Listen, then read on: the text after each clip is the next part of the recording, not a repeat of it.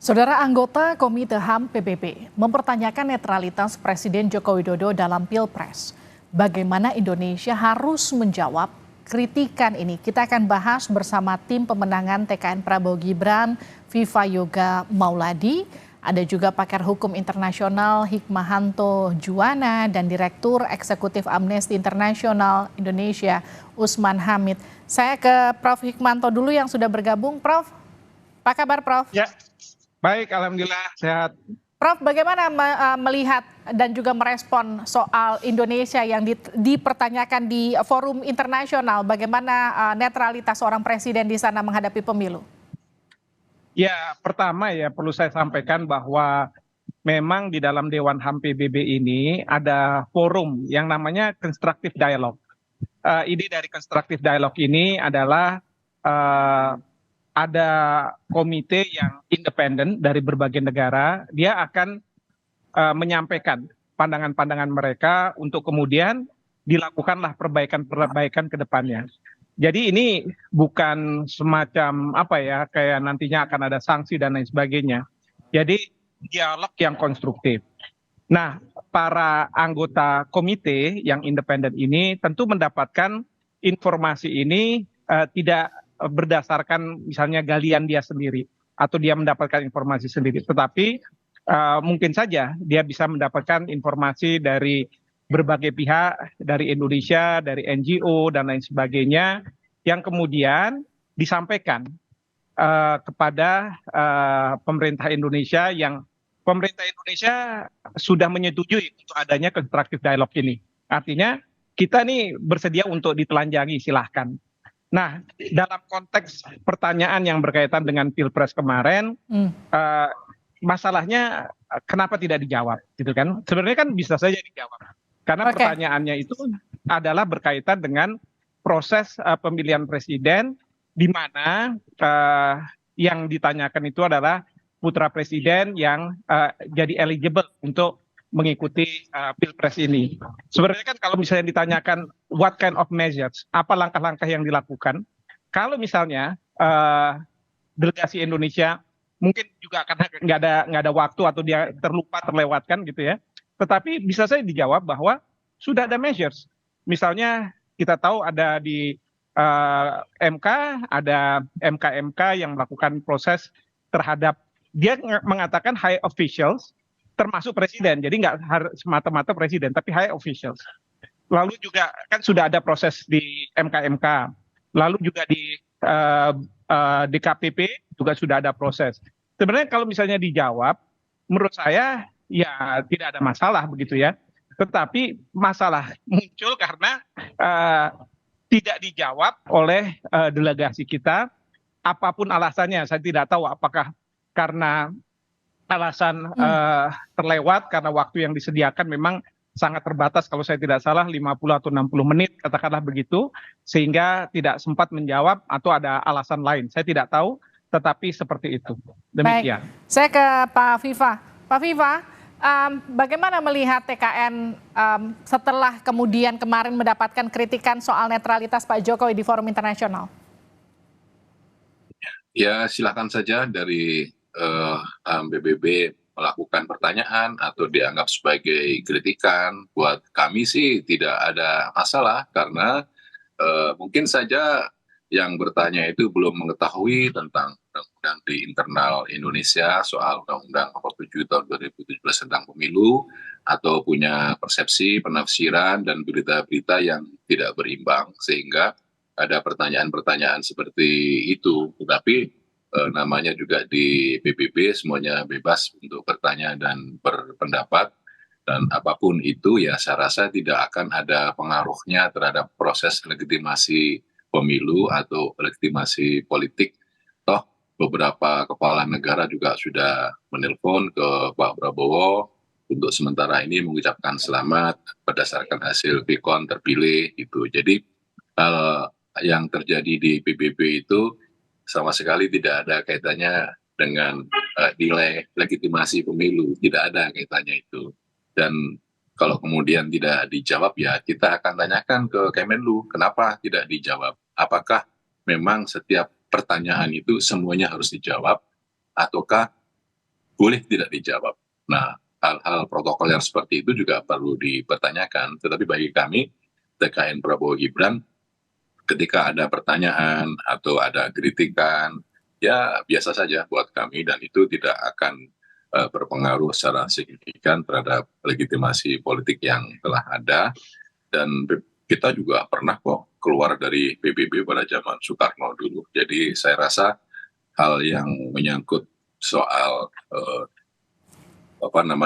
dari PBB itu tidak usah dibesar-besarkan, toh itu menjadi bagian dari proses diplomasi Indonesia. Kalau kemudian ada hal yang kurang sempurna, ya kita sempurnakan, karena kita mengetahui proses diplomasi internasional itu adalah merupakan tugas dan kewenangan dari Kemenlu, dan hal-hal yang menyangkut tentang PBB semuanya juga kita sudah punya di sana, kita sudah punya perwakilan di sana, dan hal-hal yang menyangkut soal strategi diplomasi, kemudian substansi diplomasi juga semuanya sudah menjadi bagian dari perjuangan politik dari Kemenlu, dan itu tentu mengarah kepada state of nation, nation state, dan itu menjadi bagian dari kepentingan nasional.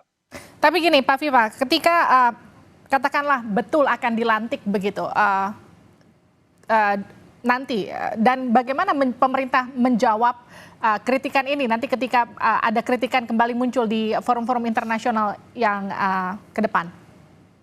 Ya, kalau ada pertanyaan atau kritikan ya dijawab sesuai dengan kemandirian bangsa, sesuai dengan undang-undang, sesuai dengan sikap diplomasi Indonesia yang bebas aktif, tidak berpihak kepada siapapun, dan kita bisa menjadi bangsa yang berdikari, berdiri di atas kaki sendiri, dan kita menegakkan dada bahwa itu adalah bagian dari kepentingan bangsa Indonesia sendiri, dan bangsa lain boleh mengkritik, boleh menafsirkan, boleh memberikan input, tapi kemudian seluruhnya harus tegak pada aturan yang ada, dan proses dari pemilu itu sesuai dengan Undang-Undang Nomor 7 Tahun 2017 dan beberapa undang-undang yang terkait di dalamnya telah dilaksanakan, dan hal-hal yang menyangkut soal diplomasi internasional itu menjadi tanggung jawab dari Kemenlu, dan saya rasa hal seperti itu wajar ketika ada yang tidak tahu kemudian bertanya, dan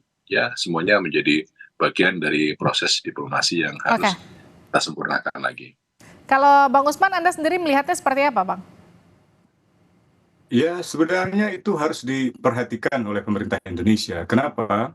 Karena legitimasi internasional juga sangat penting. Saya kira selama masa reformasi 25 tahun lebih, meskipun tidak sempurna, seluruh pemilu-pemilu yang berlangsung di Indonesia dipandang oleh masyarakat dunia sebagai pemilu yang berlangsung secara bebas, jujur, dan adil. Pertanyaan yang disampaikan oleh Komite HAM sebenarnya pertanyaan yang berkaitan dengan pelaksanaan pemilu sebagai perwujudan dari hak-hak sipil dan politik yang ada di dalam kovenan yang dikomitmenkan oleh pemerintah Indonesia. Jadi kalau kita berkomitmen meratifikasi, meskipun kita masih mereservasi, saya kira pemerintah Indonesia perlu mengambil semacam pertimbangan yang serius atas pertanyaan yang kritis itu. Jadi saya kira sangat disayangkan akhirnya dalam pemilu kali ini pemerintah Indonesia mendapat sorotan yang kritis dari masyarakat internasional. Sebenarnya bukan yang pertama kali perhatian dunia tertuju pada Indonesia. Dalam pemilihan 2019 mungkin itu pemilihan umum, khususnya pemilihan presiden pertama yang mendapatkan kritik dari banyak kalangan. Ketika itu ada electoral violence, ada kekerasan elektoral, kekerasan pemilu, terutama yang terjadi di depan Bawaslu, di mana aparat keamanan menggunakan kekuatan yang berlebihan, yang eksesif, di dalam menangani demonstrasi-demonstrasi di depan kantor Bawaslu. Nah, kali ini dalam pemilu 2024, tampaknya Komite HAM lebih menempatkan perhatiannya pada kerangka pemilu secara komprehensif. Misalnya pertama, apakah setiap tindakan, prosedur, dan keputusan pemerintah Indonesia terkait dengan proses pemilu sesuai dengan kerangka hukum.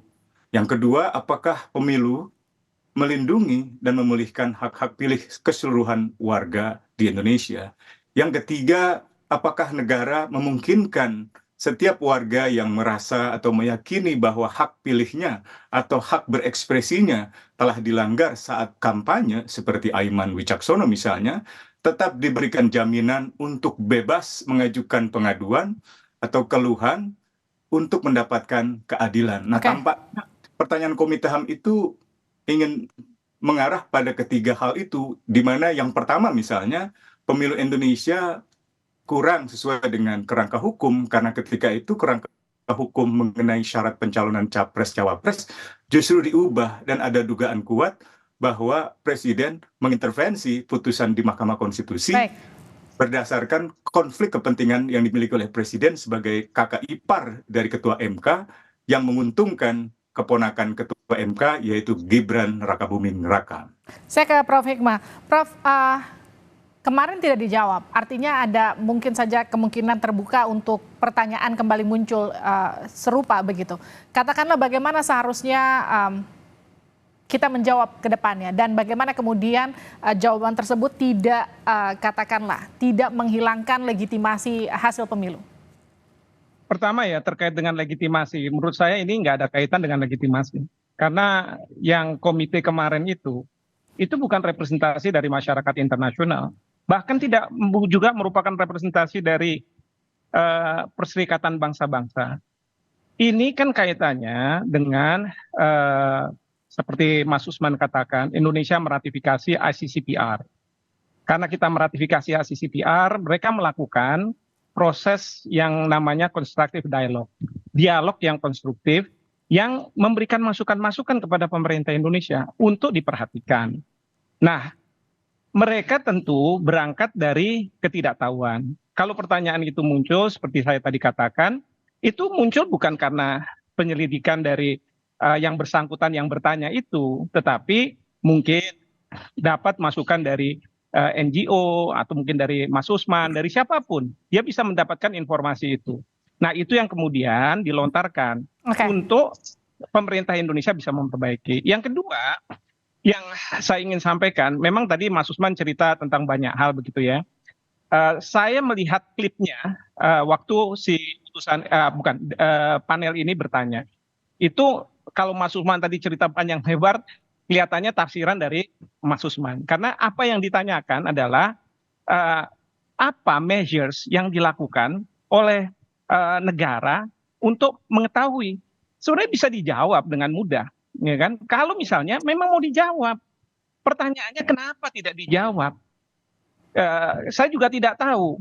Mudah-mudahan bukan unsur politis ya, tetapi karena masalah kelewatan saja begitu ya. Kelewatan artinya dengan waktu yang sangat dibatasi sehingga tidak bisa, karena mungkin dari ketua delegasi melihat ada isu-isu yang lebih penting berkaitan dengan